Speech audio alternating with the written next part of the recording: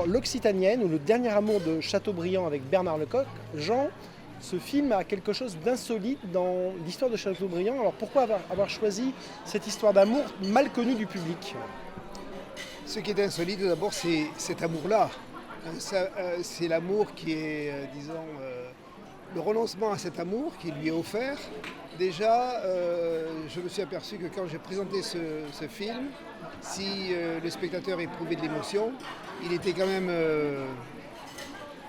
encore plus surpris par le renoncement. D'ailleurs, hier, Smaïn me disait, mais moi, à sa place, elle serait passée à la casserole. Donc c'est ça aussi qui m'a intéressé, c'est que c'est l'énigme littéraire de cette histoire. C'est à partir d'une page de Mémoires d'outre-tombe, ça correspond à 15 lignes. Il a eu une aventure comme ça très pudique, je pense, avec une jeune fille, une groupie de l'époque, qui avait lu absolument toute son œuvre et qui était amoureuse de ce personnage qu'elle connaissait au travers des œuvres. Il n'y avait pas de télévision, il ne connaissait pas l'image de Chateaubriand et ils ont décidé de se rencontrer en 1829 à Cauterets et leur rencontre a duré un mois. Donc ce qu'il y a, c'est que dans le film, c'est une espèce de huis clos qui dure une nuit et en réalité ça a duré un mois. Voilà. Dans votre carrière de réalisateur pour la télévision et autres, quelle a été votre expérience professionnelle la plus insolite que vous aimeriez partager avec nous? La plus insolite, l'expérience, elles sont toutes insolites en ce sens que ce sont les rencontres. Moi, j'ai eu la possibilité de faire ce film, alors que j'ai écrit des dizaines de scénarios, et c'était très difficile à monter, comme tout le monde le sait. Mais ce qui a été insolite, c'est le coup de foudre qu'a eu Bernard pour le personnage de Chateaubriand. Et il ne comprenait pas pourquoi j'avais choisi Bernard Lecoq pour interpréter ce personnage qu'il ne connaissait pas à l'époque, mais qu'il a bien appris à connaître en lisant les Mémoires d'outre-tombe en entier.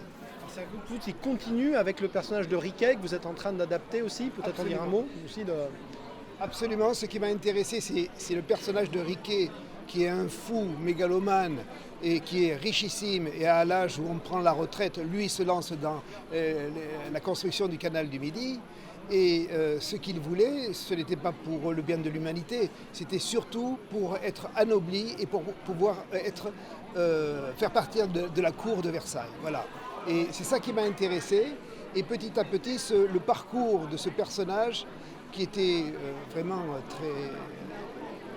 très flamboyant, il devient humaniste et il transforme son ambition personnelle à une œuvre collective et populaire.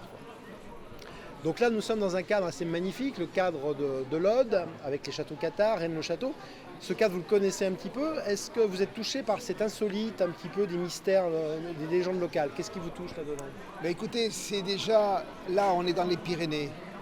Moi je suis ariégeois d'essence, c'est à côté, c'est le département.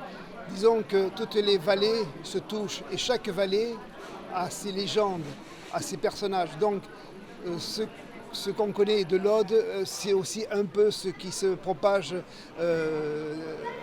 en Ariège, par exemple. Donc je m'y reconnais, je suis de ce pays, quoi. Donc parmi les multiples légendes locales, est-ce qu'il y en a une qui te touche plus particulièrement? Il y en a beaucoup. Jean de l'Ours.